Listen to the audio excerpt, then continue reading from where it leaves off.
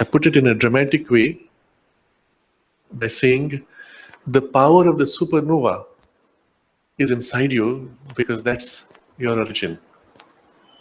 And your capacity to draw out that power is yours. Supernova is dramatic because of the scale in size. But if you think of it in another way, not just scale, intensity of power, but precision of perfection, then look at it this way. The perfection with which the divine has arranged everything in nature, that same perfection and precision is possible within you in the tiniest detail of your action, in the tiniest detail of your own body, in your thoughts, in your emotions, in your actions, in your speech. Everything can be perfectly cast, not artificially, not by the mind trying to arrange, but in a spontaneous flow, the way nature does it. When nature grows this flower, and you can see here so many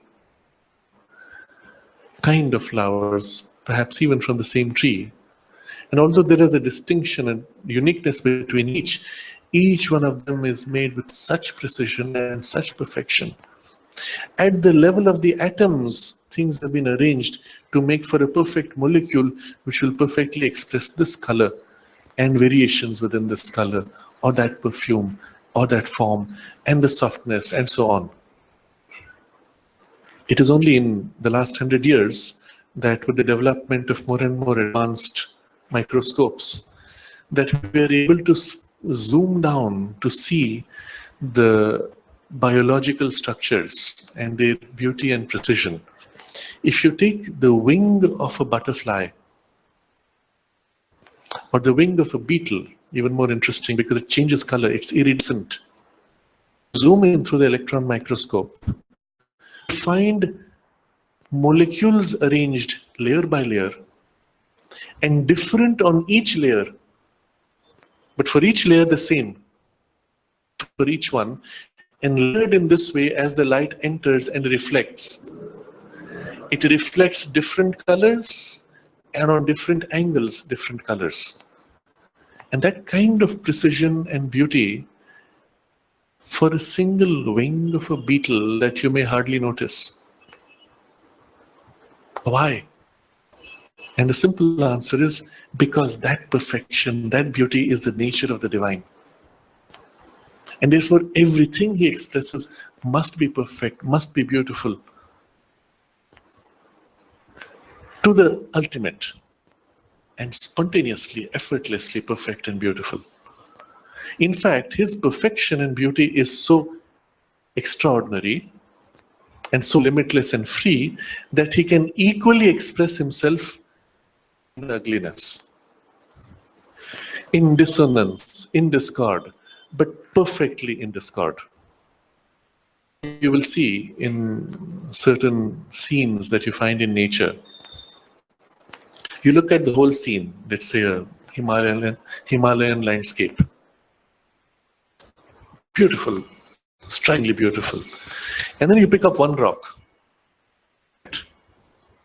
and look at the shape of the rock. It's not symmetrical. There's no obvious structure in it. It's weather-worn.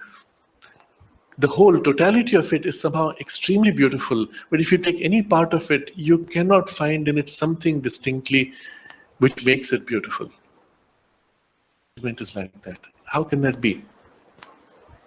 In the human expression of art, you will find some artists who specialize in creating experiences which involve extreme dissonance,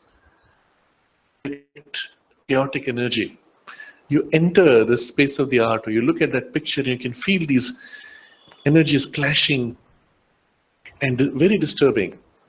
Of course, in their consciousness, they have that energy, and that's why they're able to express it. So initially, I used to have a strong reaction. I would want to get away. It's not good art. And then I realized that's not the meaning of art. The true sense of the artist to this is that he's able to bring out that particular experience so perfectly. An experience where you enter and look and you feel so enormously uncomfortable you want to run away. But it's done with perfection, with precision. And it is something like this which you see even in nature. Of course, you do not find ugliness in nature. But when the human being comes, he can make things extraordinarily ugly. But that capacity to make ugly, or for the divine to be able to express through ugliness equally, of the play, of the precision and beauty and the skill with which she does. Everything is perfectly done, even when it shows aspects superficially of the opposite of what the divine is. When you experience chaos, the chaos is perfectly set.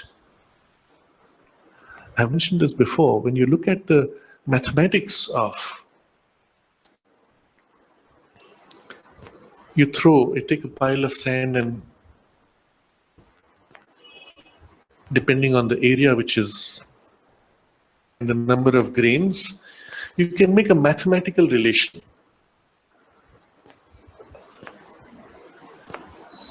10 square centimeters.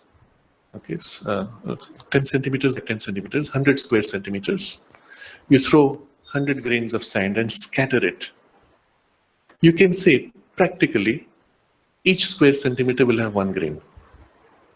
Differently arranged. But the randomness of that is captured by a perfect equation. Precisely. So even in so-called randomness, there is an underlying perfection. The point I'm getting at is, mind may manifest in appearances which seem to be contrary to beauty, perfection, and order. But the appearance is cast by skill that is beautiful, perfect, and structured. The skill itself behind to create something which looks random, chaotic, or even ugly is always beautiful, perfect. And all of this is anticipating what follows next when we discuss the underlying reality as Sachchidananda. The divine cannot be otherwise and beautiful, even in his appearance of being the opposite. So this is the idea here, our individual center and the center of the cosmos being identical. Through us now the full potentiality of all this existence in the universe and all the rest which is not manifestation is waiting within us. And with the same spontaneity, power, skill, perfection, and beauty that is natural to that, working through us. Especially the aspect of spontaneity.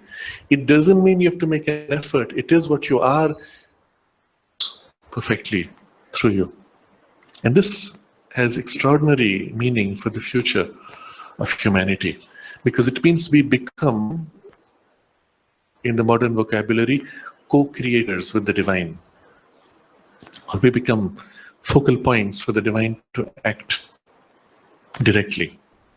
It is the fulfillment of our self-existence and at the same time the fulfillment of our cosmic existence, of the individual in himself and of the individual in his relation to the cosmic many. Now here's the interesting thing. Not only we become focal points, each one of us being focal points, and each of them in relation to each other, a collective manifestation of that extraordinary capacity. Now, why this is important is because then through these individual focal points and the collective focal points and their relationships with the whole universe, things can be brought into manifestation been otherwise. If you see how the human mind is able to take the same grain of sand, rearrange it to create a computer chip, is able to create in metal forms and shapes which could not have been created in the processes that nature currently has. We would say humanity is the next creator. The truth is not that. The truth is nature created us in order to create these things through us. So she's still working through us. It's the divine will working through us still. But the ability to do some things which could not be done before by the limited existing processes are now available with the human mind and human power of action through hands and so on. Now take that up one more level. A consciousness which knows its oneness with the divine now directly bring into manifestation things which cannot be done or even conceived of by the creative power of the mind and all its skill and technological abilities. Such would be the nature of the further possibilities which could be brought into manifestation. And then things which are still for the universe even to think of. Now, such things waiting in further levels beyond. So it is at the same time the fulfillment of our self-existence and at the same time the fulfillment of our cosmic existence. Between these two terms, there is no irreconcilable opposition. Why is Sri Aurobindo using a negative term, no irreconcilable opposition? Why not say there is perfect harmony and unity?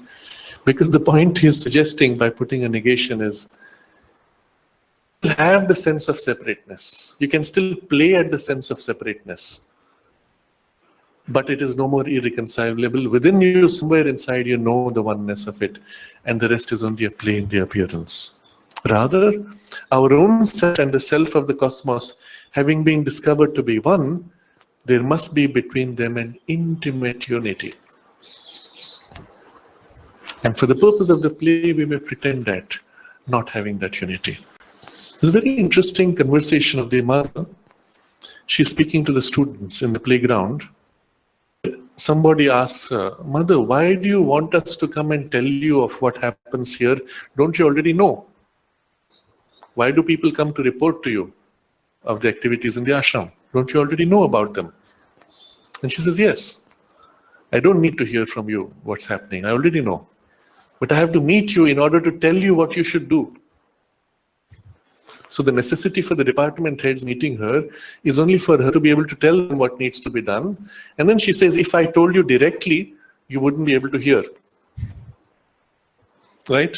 From the consciousness within, you wouldn't be able to hear. So I have to tell you in this way. Not only that, you wouldn't be able to hear, you might even end up doing the opposite thing and blame it on me. She has to meet them in order to instruct them. But, she says, people still want to tell me. And so at first I tell them, yes, I know. But they say, no, mother, I haven't told you. You don't know yet. And then they want to tell again in detail. And so mother actually says in that conversation, and so I keep quiet. I wait for them to finish quickly. They take too long, then I tell them, okay, I know. And still they want to convince me that I don't know. And eventually I have to tell them, all right, I know it already, this is what you must do. And then they get confused. How does mother know? We didn't tell them. And they get very confused. And she's describing all this in the conversation in the playground.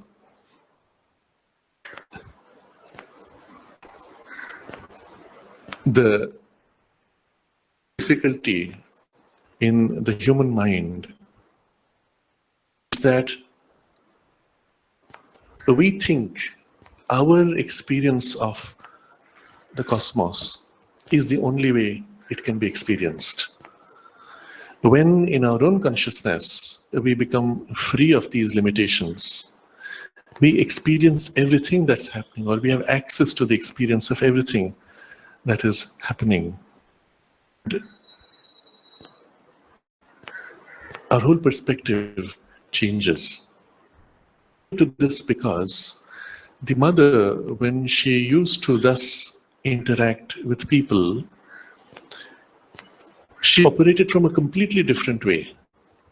And yet she had to tune herself down to a level which was accessible and manageable for the people that she had to deal with. First, using those words in this particular way, because otherwise they wouldn't understand.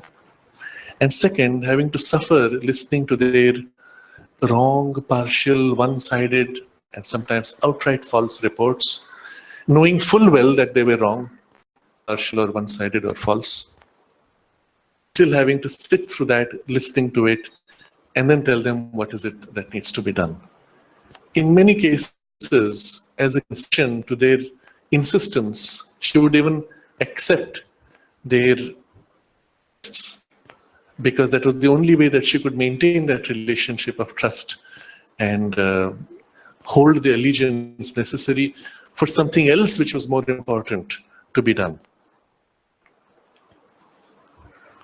So there is an adaptation involved when there are two completely different levels of consciousness. And I'm saying this because of this text. Our own self and the self of the cosmos, having been discovered to be one, there must be between them an intimate unity. And the self of the cosmos and the way it sees and the way it acts and our separate fragmented self are completely different. But once our individual self is one with the self of the cosmos, the whole working, the whole relationship with the universe, everything is differently felt and experienced. When we interacted with the mother in this way, it's that which we have to see. She was operating from that consciousness which was already one with things and knew everything and worked seeing constantly the perfect alignment with everything necessary. And then she saw these little pieces who were out of alignment.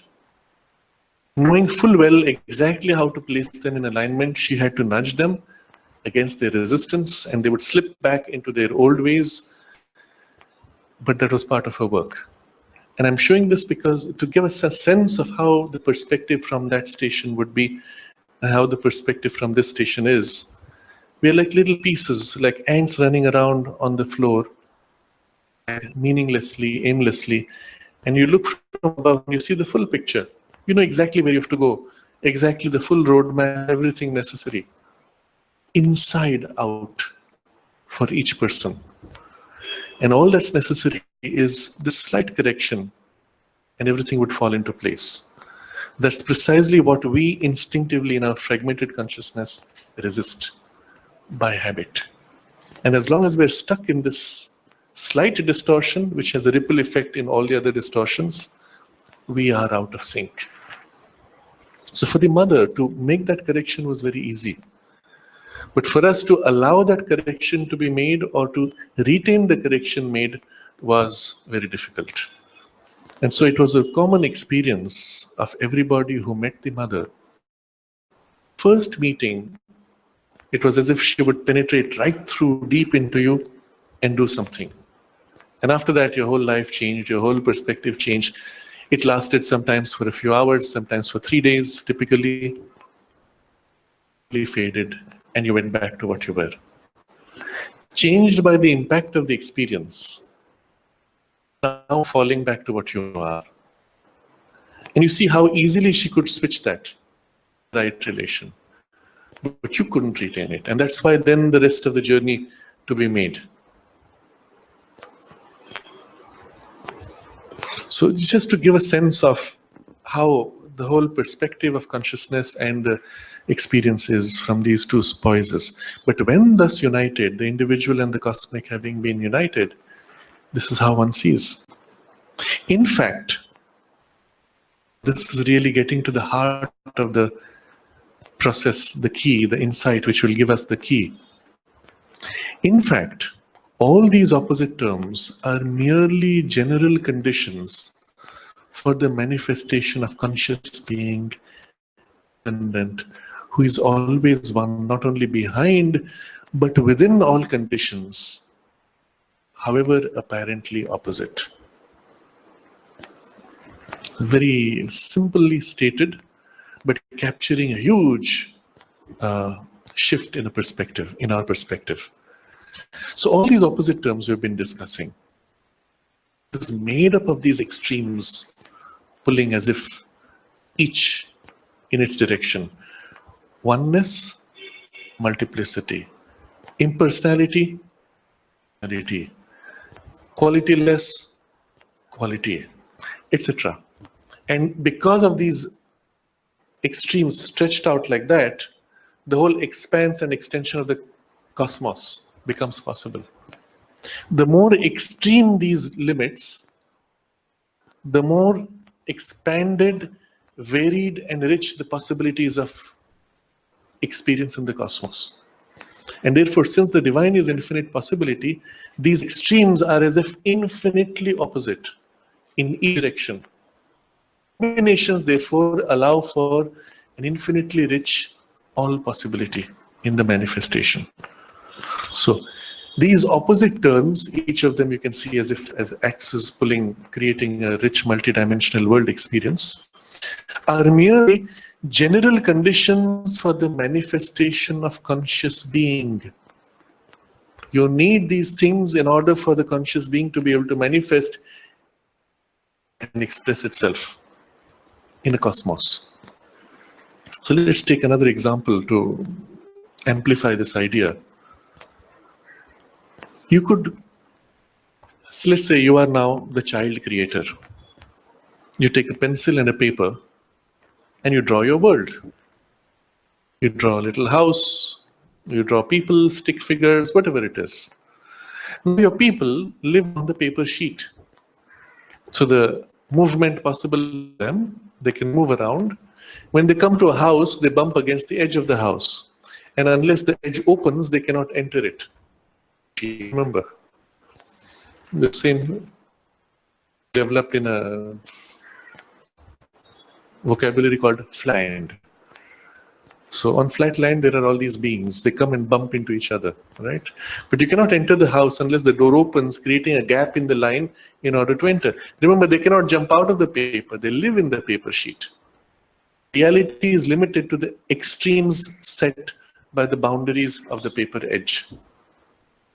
Now I say, all right, let's make this a little more rich in experience. So my paper sheet now, I stretch upwards into a third dimension and make it a cube. And now suddenly these people discover, oh, now we have the power to jump across lines and enter the house. The walls cannot stop us anymore. A liberated consciousness is now able to do things which it could not do before. But you can create new walls, now spaces, cubes. You cannot enter unless a gap opens, a door opens to enter it. And at that point, you could take this cube land and stretch it into fourth dimension, where now I can enter inside the cube without cutting it open.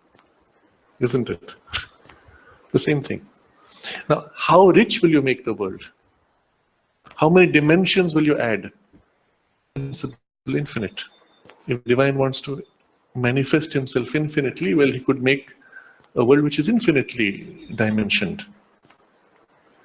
Well, this gives you the sense of why there are these opposite terms. They are the boundaries set, stretching the extent of reality. Like the picture we've drawn, where you have lines, boundaries. The line is not a true boundary because there's always something outside the line. The reality of this cosmos is without boundaries, but at the level of principles setting limits. But not limits, stretching infinitely in each direction. That's the beauty of the creative genius. Creator. He's not set boundaries and dimensions to just layer upon complexity. He's taken fundamental states of consciousness. Personal. Oneness, many. Qualityless, quality. And by stretching everything, all reality between these extremes, there is an infinitely rich, infinitely capable experience possible. By who? By the one who is transcendent always. Condition in which he is able to manifest himself.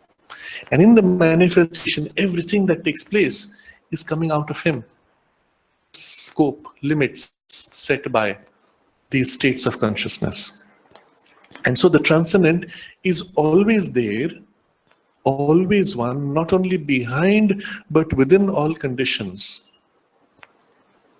So you take anything, the multiplicity or the transcendent is hiding behind there. The oneness, transcendent is hiding there. The qualityless, the transcendent is there. And everything in between is the transcendent playing at all the variations between them. And you see, because this is at the level of essential principles of consciousness, it is free of form. Everything in the cosmos on all levels of consciousness is as if formed by the stretching of these extremes. That's why he calls them poles of existence. It's not boundaries, but states of consciousness. They allow for infinite expanses of experience. But always it is the same transcendent, not only behind supporting each of these states, but within, however apparently opposite. So this picture he gives in a very simple sentence captures something so extraordinary. I reread. In fact, all these opposite terms are merely general conditions for the manifestation of conscious being. Couldn't have created a condition for consciousness to manifest. A general conditions for the manifestation of conscious being in that transcendent. All this is taking place in the consciousness of the transcendent, who is always not only behind these conditions, but within all these conditions, however apparently opposite. So now you're seeing the transcendent like something which is an indescribable consciousness, putting itself into terms which are describable, experienceable, and interactable among themselves. And this is the manifestation that we experience. Always it is he, inside, around, behind, within each thing. And the original unifying stuff of them all, and the one substantial mode of them all, is that which has been described for the convenience of our thought as the trinity of Sachchidananda. Is coming to the crux, the key, the secret, which will allow us to have this reconciliation in our experience. So if this is the way the whole cosmos is made, original stuff from which this is created, remember it's consciousness. And for experience of consciousness, these poles of existence have been created. But what is the stuff out of which it was made? So the original spirit stuff of them all, but it's also the unifying spirit stuff. The stuff itself knows the unity of it all. So the original unifying spirit stuff of them all, and which is the mode of consciousness. We've discussed all extremes poles, which is the one character of the consciousness which is expressing all this. The original one substantial mode of them all, the Sachchidananda. Now here's a word which is thrown, Sachchidananda. It's like saying, I have the key, and the key is called, and I throw some magical word. Well, what is it? So now he gets into what is this Sachchidananda we're speaking of. But for the convenience of our thought, this thing, one thing which is the substance and the mode which creates this and makes this possible is that. If we use the analogy before that we took the pencil and the paper, you could create on the paper of your flat land, you would call this east side, west side, north side, south side. And so inside flat, the creatures would say, the world has two pairs of poles. There is the east versus west, and then there is the north versus south. Between all this is our extraordinary world. Okay? So those are the poles. But what is the original stuff from which it is made? Your pencil and paper. You see? It's not even pencil. Okay? Pencil is outside. It's the paper, and on the paper the lines you draw. The underlying substance which holds, which makes possible even these poles and the states of consciousness and everything in between to be experienced, is this underlying stuff of unity of Sachchidananda. So we are now getting to the crux, the heart of the technology. Remember, we kept saying that there has to be some state of consciousness in which the divine knows all these extremes and the whole universe as one as well as multiple and so on. Substance or state, and that is the Sachchidananda. And this Sachchidananda, he will explain to us now in the rest of this chapter, taking it from our current mind life experience and then showing from there what the Sachchidananda is.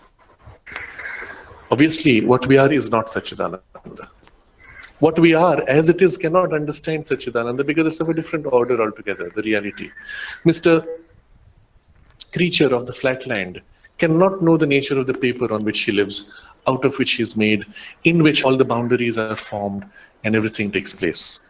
Because he is made of it, inside his flatland, which allows him to be able to stand back and see paper for itself. So in our mental consciousness, which knows things only by division, there's a thing inside us which can step back and look at and say, this is Sachchidananda. Visible. Although the underlying stuff of everything. And so what he will do is, he will show us how within us are certain important experiences, and those are experiences, a kind of layering. But all of this is possible because of something else. And the mind allows us to be able to step out and see this and the relationship.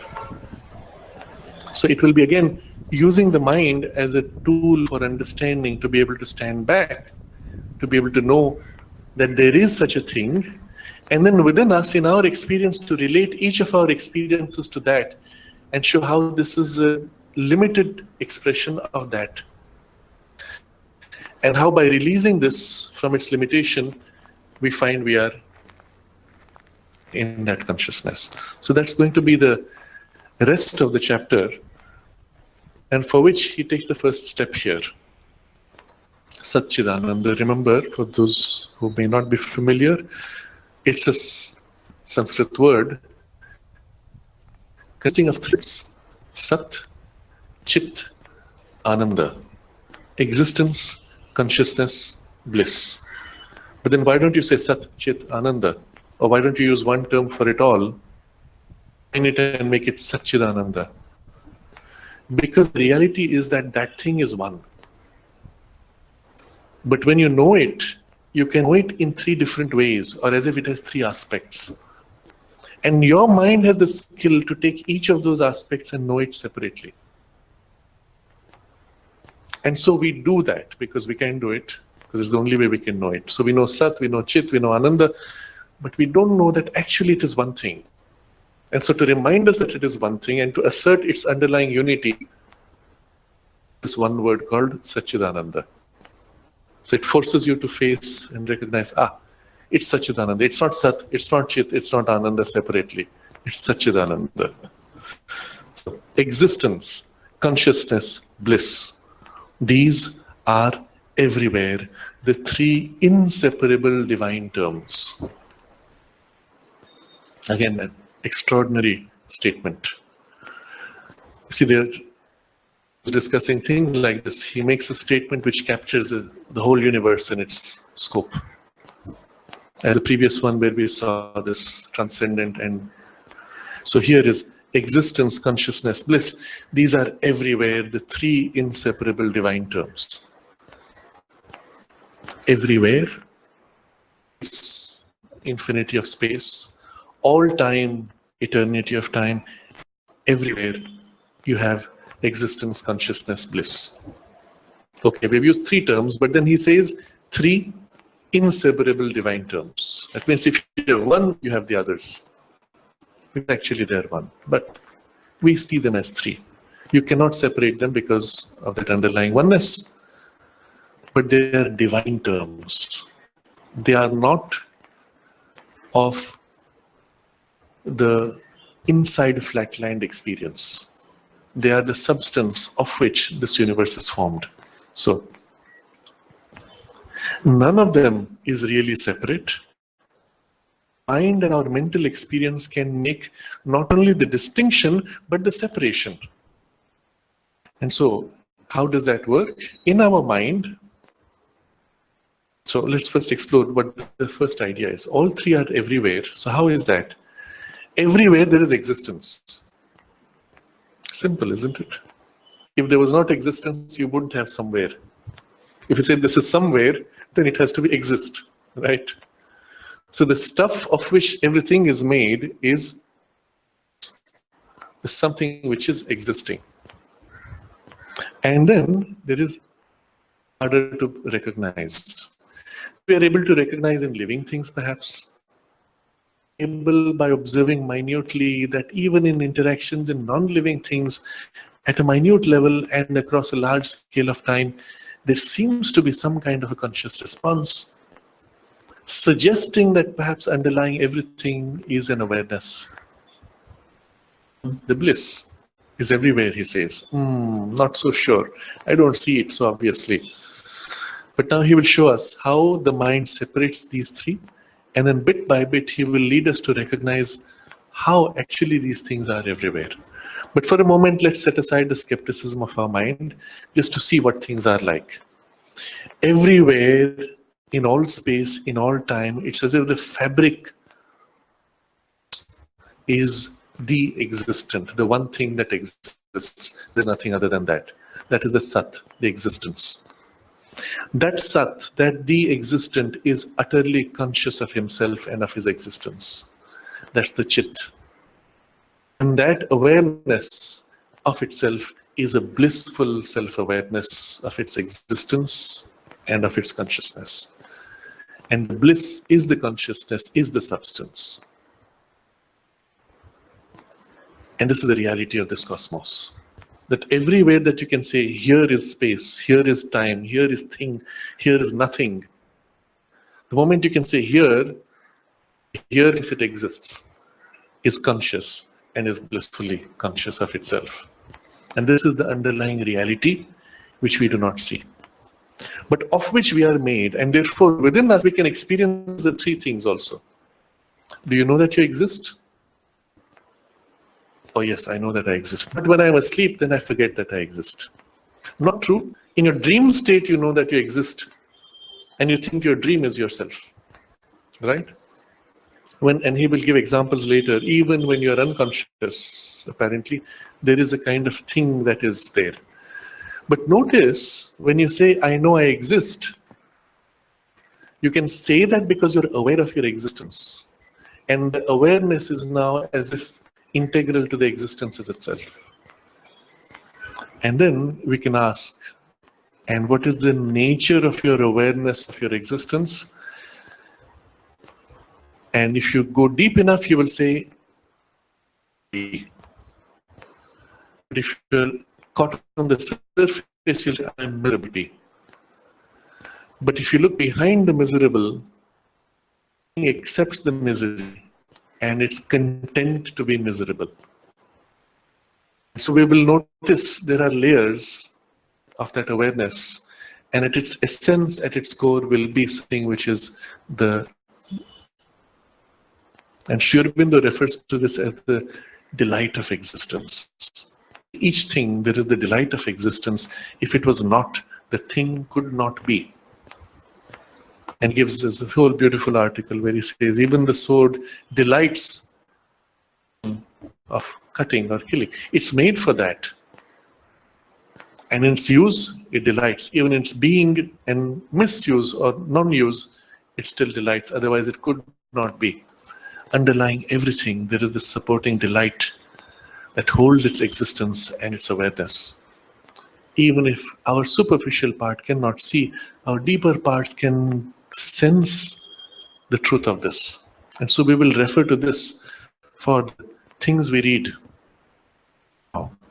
He gives an example. He says, none of them is really separate, though our mind and our mental experience can make not only the distinctions, but the separations. So in our mind's awareness, I can say, I am, I exist, I'm conscious, I'm intent as separate things. With skillful logic, he leads us. Mind can say and think, I was, but unconscious. For no being can say, I am, but unconscious. Interesting, isn't it? It can never say, I exist, but I'm not conscious I exist. In the very act of your exist is the awareness of the existence, which is the existence ultimately. But looking at the past, you can say, yes, I was, or at that time I was unconscious. But is it true? If you go deep enough, you're aware that you were then because something is in continuity in awareness. When I was very small, old, I don't remember it, but I know I exist. That means there was something which is continuing in the thread of awareness. The nature of the awareness was perhaps subconscious. In continuity, I couldn't say that I was, although I was unconscious. So when somebody puts me, the doctor puts me under anesthetic, I come out of the anesthesia and I say, well, the last 2 hours that I was unconscious, I don't remember anything. How do you know you were unconscious? I have the memory of losing consciousness, gaining consciousness. But if I observe carefully, the losing consciousness was like a sinking into self-loss and the emergence from self-loss. Where did it fade out?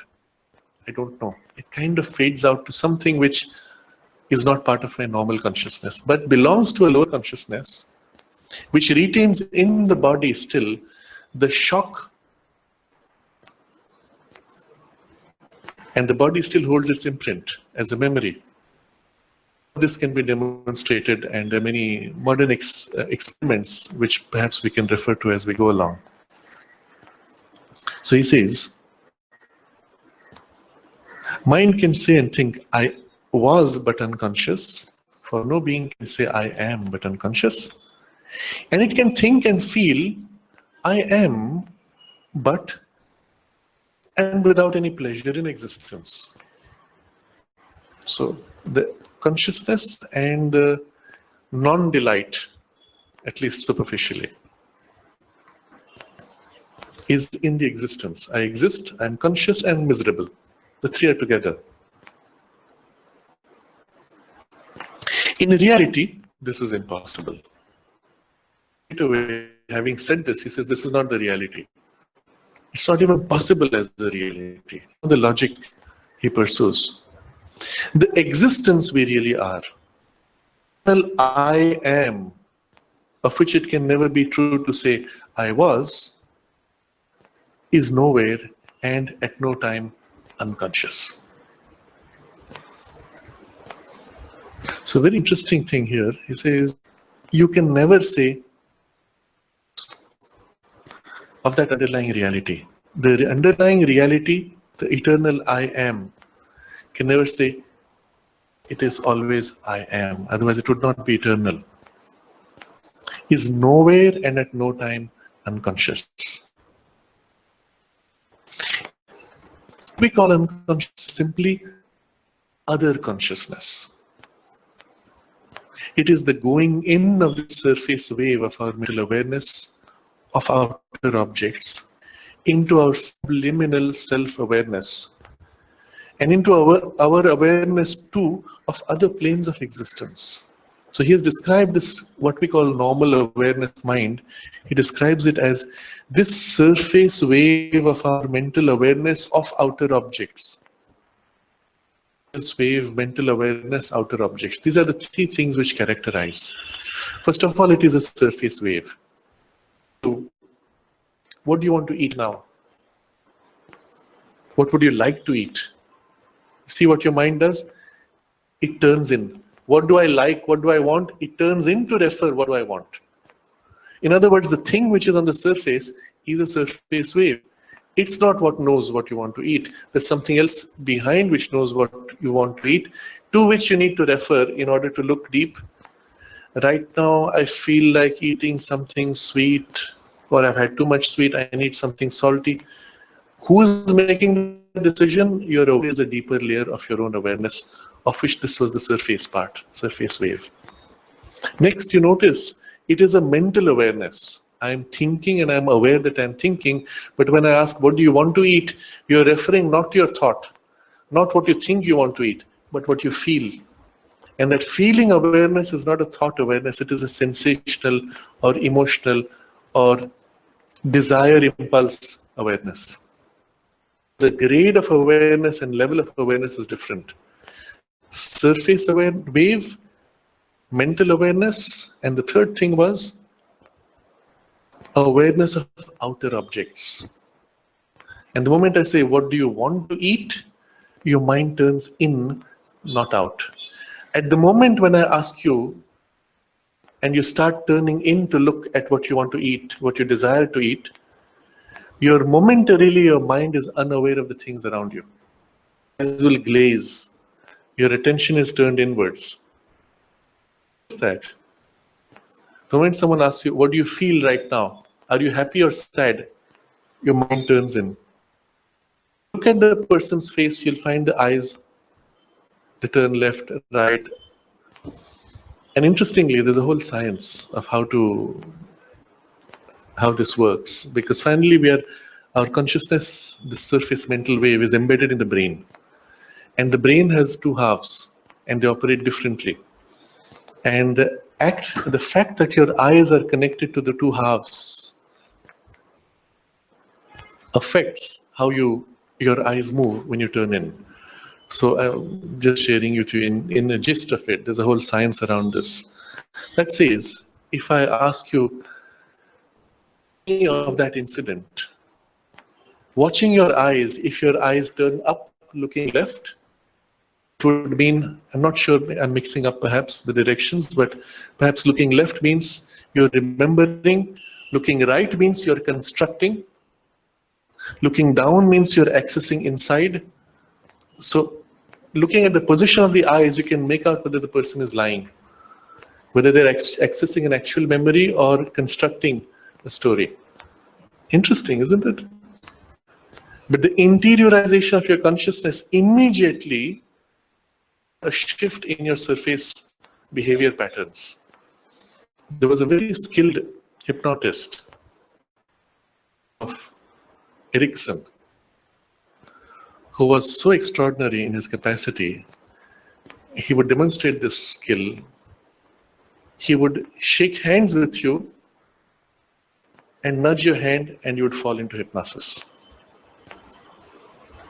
Or he could do it with words equally. Tell you some story, and then suddenly he would say sleep, and your head drops. And there's a whole science again. People studied what he did and how they did. They developed a whole science. I had occasion to meet somebody who couldn't. So I asked him, what is this handshake hypnosis? So he explained to me, he demonstrated that. So this Erickson's an old man, and his hands would shake slightly.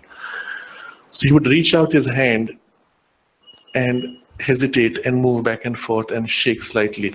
So as you stretched your hand, his hand would move slightly, and immediately your attention would go to his hand. Moment of uncertainty. That moment of uncertainty where your wave of surface, self-aware, conscious mind was pushed off its edge, unaware, unsure, no more centered. That's the moment when he would grab your hand, pull, sleep, and boom, you're in deep hypnosis. The catch was this, and I'm pointing out to this because the surface wave is turned outward or turned inward, but in between is a transition. It's out to in. When I say, what do you want to eat? The moment where you're turning in, it's neither hooked out nor hooked in. That's the moment when he would catch, push you, and push you into hypnosis. By moving the hand, you suddenly, objectively, oh, what's happening? In that moment of uncertainty of turning is the gap. A very interesting insight psychologically. You are lost there, aware of yourself. Either you're aware of objects outside you and you say, I am conscious of the world and myself, but again outwardly turned, or you slip into a daydream. And during your daydream, you're totally unaware of what's happening around you. I was sitting there, eyes open, daydreaming. The teacher is talking, showing things on the board. My eyes are looking in the right direction, but I'm seeing something totally different. My mind is somewhere else, inward, maybe in my own emotions or memories. Suddenly, I'm asked to step out. My name is called sharply. I wake up. You'll notice the transition involves a shock. From a turning in to a turning out too suddenly. But while turning in, I was conscious. While turned out, I am conscious. In between the passage, observe carefully what happens. You're disoriented. That's the moment when a lot of things can happen. But you are unconscious even of yourself. Your sense of I is blurred. And that's why he could hypnotize, catch you at that moment, and pull you into hypnosis. It's very interesting insight. So here Sri Aurobindo is, this knowledge is behind this very simple statement when he says how there is an underlying sense of existence, consciousness, and later he will also describe the nature of the delight. And everywhere, in everything, is this underlying reality of Sachchidananda, of which all our mind, life, surface experience is a surface wave, limited, partial, or reflected experience. And the relationship between those two states will be explored for the rest of the chapter. Very interesting passage, which will continue next Friday. So we are now entering a very different perspective. After all the highly philosophical formulations and perspectives, Sri Aurobindo said, well, we need to get to this in experience. We need to find not only that center of freedom above, but now with that being able to enter, re-enter life and master it, the divine. And what is the means? What is the key? And for this, he now brings us to the underlying substance of which this whole cosmos is made, in which substance will be found the key, and in which consciousness, in state of consciousness, will be the link which will allow this and give us the understanding of how to attain. And so this is the description in the rest of this chapter, how the Sachchidananda exists as the underlying substance, what is its relationship with our mind and surface personality, and how even in the midst of our life, when we may appear to be unconscious or suffering or whatever, behind our true nature is still existence, consciousness, bliss. That's us, always. We'll continue next Friday.